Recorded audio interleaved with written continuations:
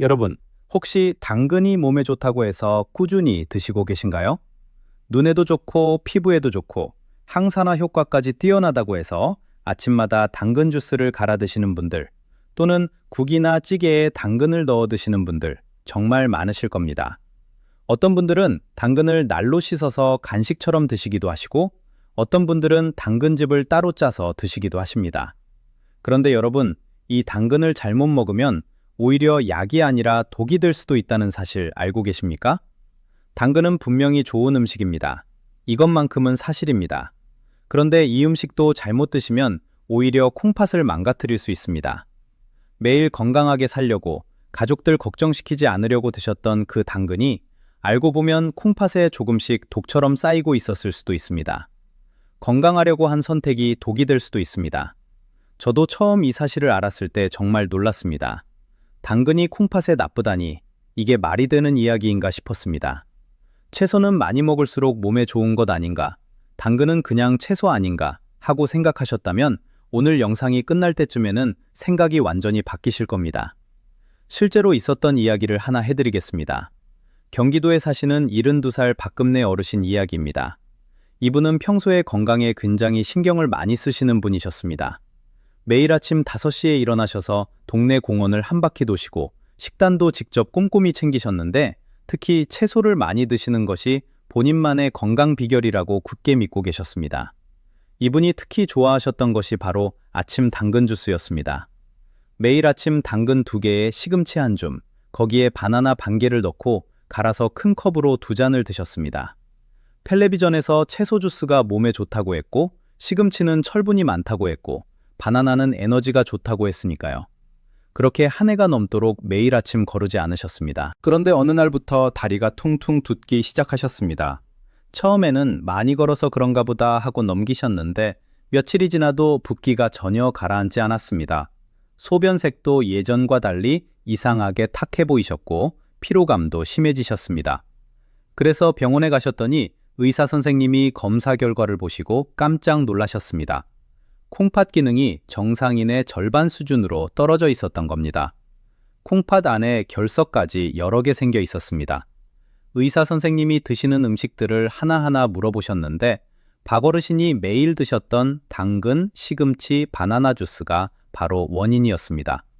이 3가지를 함께 매일 대량으로 드신 것이 콩팥의 결석을 만들고 기능을 서서히 떨어뜨린 것이었습니다.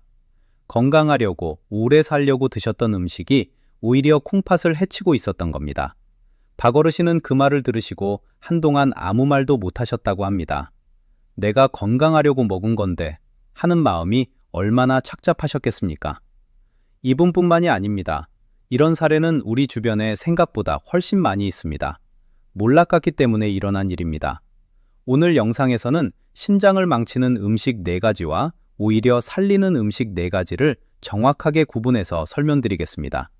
특히 당근처럼 건강식품으로 알려진 음식들이 어떤 조합에서 어떤 방식으로 드실 때 콩팥에 독이 되는지 구체적으로 말씀드리겠습니다. 오늘 영상 끝까지 꼭 봐주십시오. 마지막에는 오늘부터 바로 실천하실 수 있는 구체적인 가이드도 알려드리겠습니다. 당근도, 시금치도, 바나나도 그 자체로는 훌륭한 영양소를 가진 좋은 음식입니다. 이 음식들을 아예 드시지 말라는 이야기가 절대 아닙니다.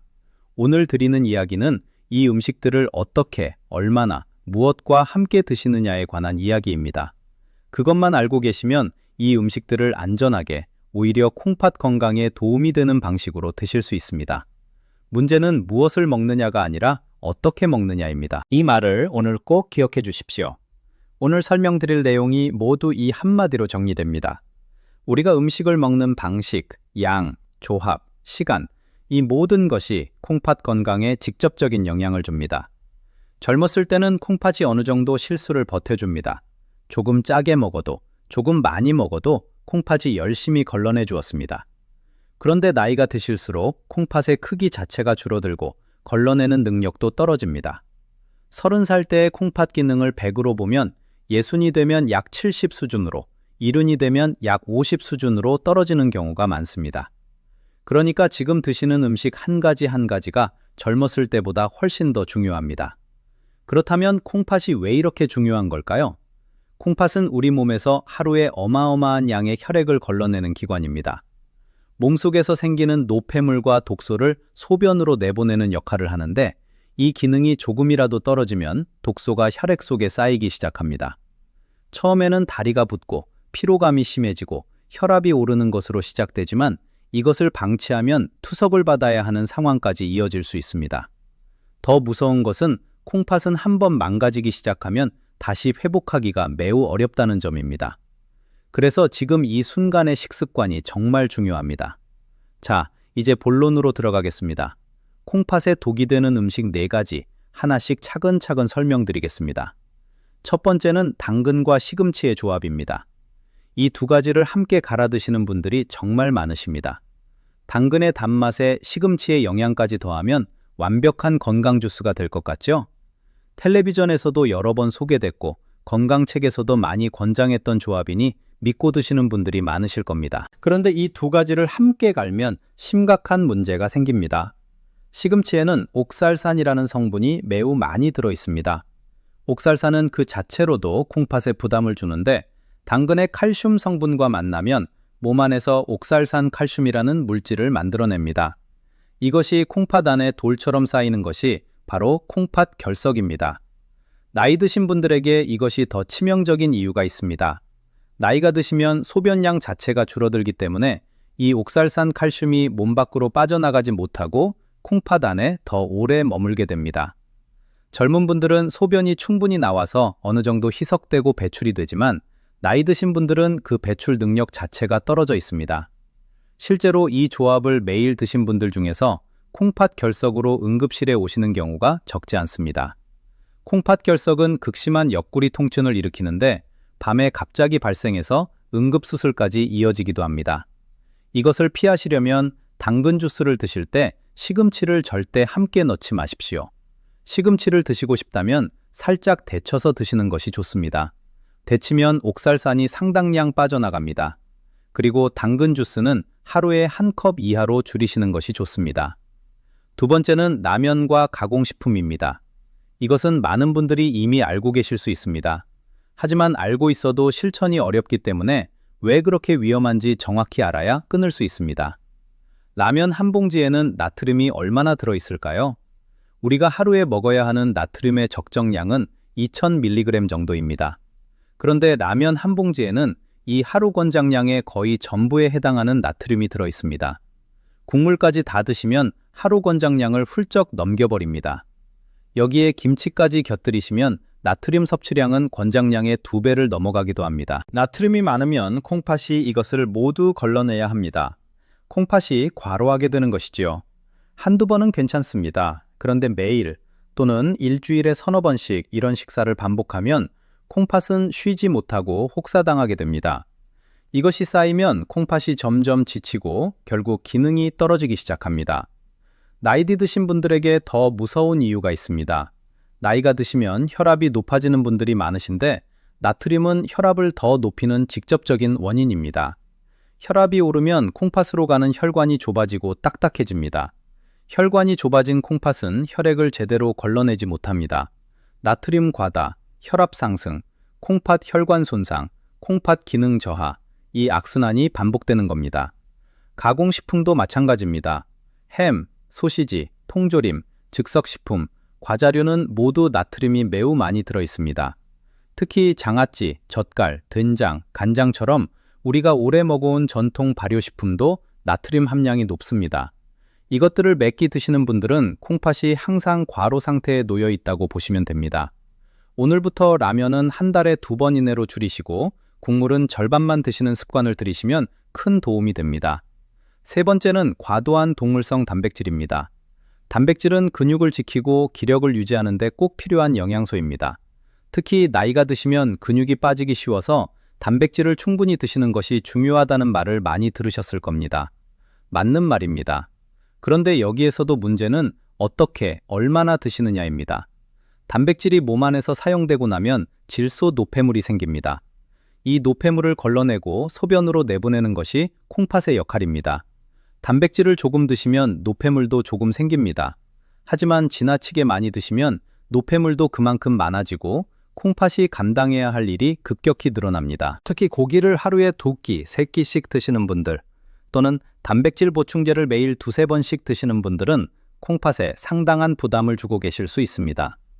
고기 중에서도 삼겹살, 갈비, 내장 종류처럼 기름기가 많은 부위는 포화지방도 함께 들어있어서 혈관까지 좁히기 때문에 더 위험합니다. 나이 드신 분들은 단백질이 필요하지만 그 단백질을 꼭 고기에서만 얻으실 필요는 없습니다. 두부, 달걀, 생선 종류가 콩팥에 훨씬 부담이 적은 좋은 단백질 공급원입니다. 그리고 단백질 보충제는 콩팥각 기능이 정상인 분들도 의사 선생님과 상담 후 드시는 것이 안전합니다. 하루에 드시는 고기의 양은 손바닥 크기 하나 정도가 적당합니다. 그 이상 드시는 것은 콩팥에게는 과부하가 됩니다. 네 번째는 칼륨이 과도한 음식들입니다. 칼륨도 우리 몸에 꼭 필요한 영양소입니다. 혈압을 조절하고 심장이 규칙적으로 뛰는 데 도움을 주고 근육 기능에도 중요합니다. 그래서 바나나, 토마토, 감자, 고구마, 아보카도 같은 칼륨이 많은 음식을 건강에 좋다고 많이 드시는 분들이 있습니다. 그런데 콩팥 기능이 약해진 분들에게는 이것이 큰 문제가 됩니다. 원래 콩팥은 혈액 속 칼륨 농도를 일정하게 유지하는 역할을 합니다. 칼륨이 너무 많이 들어오면 소변으로 걸러내버립니다. 그런데 콩팥 기능이 떨어지면 이 조절 능력이 사라집니다. 칼륨이 혈액 속에 쌓이면 고칼륨 혈증이 됩니다. 고칼륨 혈증이 무서운 이유는 심장에 직접 영향을 주기 때문입니다. 심장 박동이 불규칙해지고 심한 경우 심장이 갑자기 멈추는 상황으로 이어질 수 있습니다.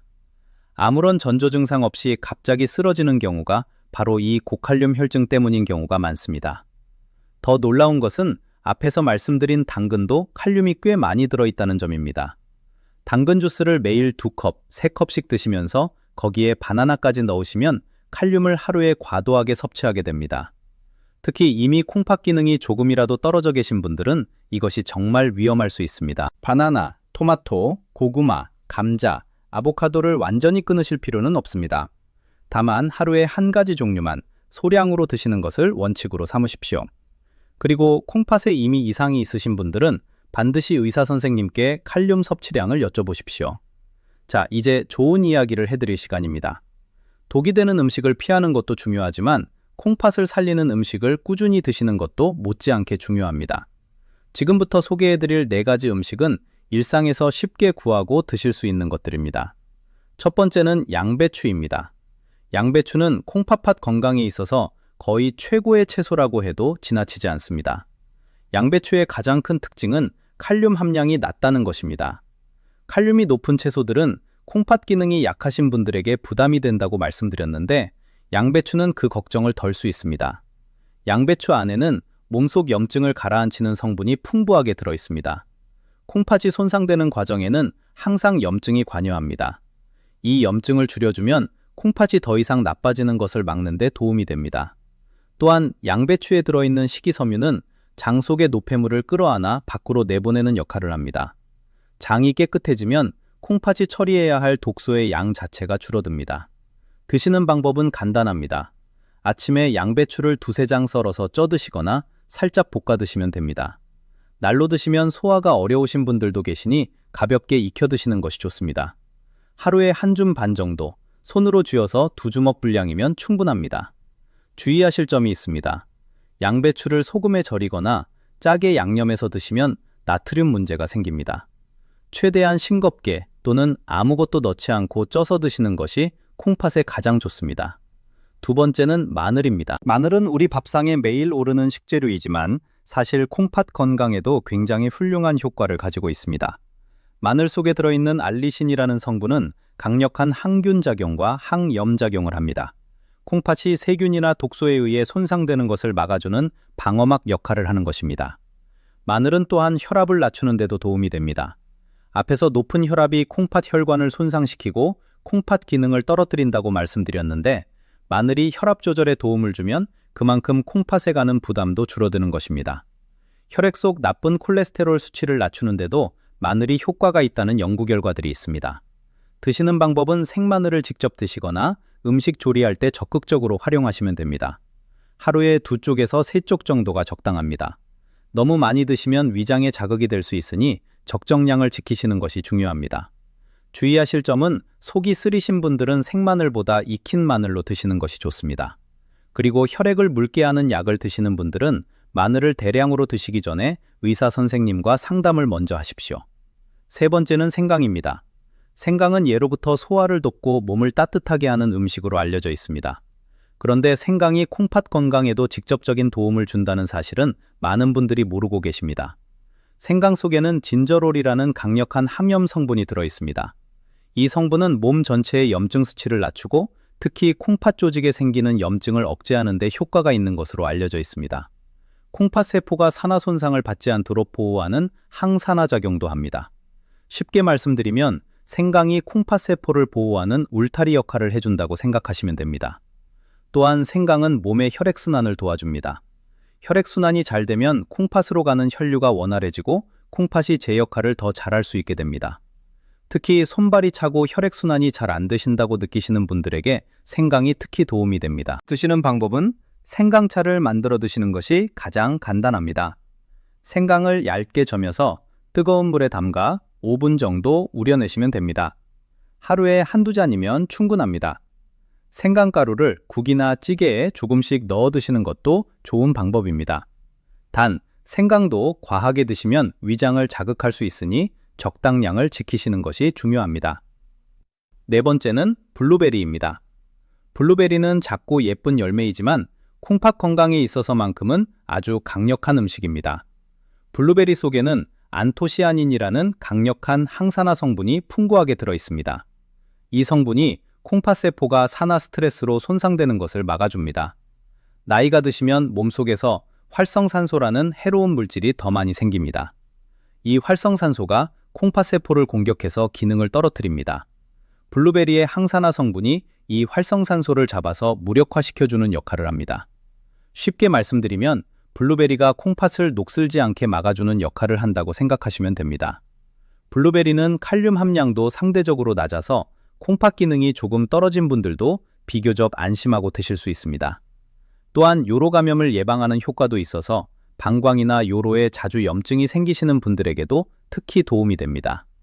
드시는 방법은 하루에 한 줌 분량을 그냥 드시거나 요구르트에 섞어서 드시면 됩니다. 냉동 블루베리도 영양소 손실이 적기 때문에 부담 없이 드실 수 있습니다. 다만 블루베리를 설탕과 함께 잼으로 만들어 드시면 당분이 너무 많아져서 오히려 콩팥에 부담이 됩니다. 최대한 자연 그대로 드시는 것이 가장 좋습니다. 오늘 배우신 내용을 바탕으로 내일부터 바로 실천하실 수 있는 간단한 가이드를 알려드리겠습니다. 첫째, 하루 물 섭취량입니다. 콩팥이 노폐물을 잘 걸러내려면 물이 충분해야 합니다. 하루에 6잔에서 8잔, 약 1500ml에서 2000ml 정도의 물을 드시는 것이 좋습니다. 다만 콩팥 기능이 많이 떨어지신 분들은 물을 너무 많이 드시면 오히려 부종이 생길 수 있으니 반드시 의사 선생님께 하루 적정 수분 섭취량을 확인하십시오. 둘째, 식사 시간과 관련해서 가장 중요한 원칙은 저녁 식사를 일찍 마치시는 것입니다. 저녁 7시 이전에 식사를 마치시고 그 이후에는 되도록 드시지 않는 것이 콩팥이 밤사이 쉴 수 있도록 도와줍니다. 셋째, 절대 함께 드시면 안 되는 조합입니다. 당근과 시금치를 함께 갈지 마십시오. 바나나와 당근을 함께 갈아 매일 마시지 마십시오. 고기를 드실 때 짠 젓갈이나 장아찌를 함께 드시는 것도 피하십시오. 넷째, 특별히 주의하실 분들이 있습니다. 당뇨가 있으신 분들은 혈당이 콩팥 혈관을 손상시키기 때문에 단맛 나는 음식과 정제된 탄수화물을 특히 줄이셔야 합니다. 혈압이 높으신 분들은 나트륨 섭취를 하루 1500mg 이하로 줄이시는 것이 목표입니다. 이미 콩팥 기능이 떨어지신 분들은 오늘 설명드린 내용 중 특히 칼륨과 단백질 섭취량을 반드시 의사 선생님과 상담하신 후 조절하십시오. 자, 오늘 말씀드린 내용을 다시 한번 정리해 드리겠습니다. 콩팥을 망치는 음식 4가지는 당근과 시금치의 잘못된 조합, 라면과 가공식품의 과도한 나트륨, 지나치게 많은 동물성 단백질, 그리고 칼륨이 너무 많은 음식들이었습니다. 이것들이 나쁜 음식이 아니라 잘못된 방식으로 드시면 콩팥에 독이 된다는 것을 꼭 기억해 주십시오. 반대로 콩팥을 살리는 음식 4가지는 양배추, 마늘, 생강, 블루베리였습니다. 이 4가지는 지금 당장 마트에서 쉽게 구하실 수 있는 것들입니다. 오늘부터 이 네 가지를 조금씩 식단에 넣어 보십시오. 콩팥이 조금씩 좋아지는 것을 느끼실 수 있을 겁니다. 여러분, 건강은 한 번에 뚝 바꾸는 것이 아닙니다. 매일 밥상에서 작은 선택 하나하나가 쌓여서 몸을 지키는 것입니다. 오늘 이 영상에서 배우신 것들이 바로 그 작은 선택들입니다. 지금까지는 몰라서 그랬습니다. 이제는 알고 선택하시면 됩니다. 오늘 내용 들으시고 나도 조심해야겠구나 이렇게 느끼셨다면 댓글에 실천하겠습니다 남겨주십시오. 이 정보가 필요할 것 같은 가족에게도 공유해 주십시오. 건강은 알고 있는 사람이 지킬 수 있습니다. 여러분의 작은 실천이 변화를 만듭니다.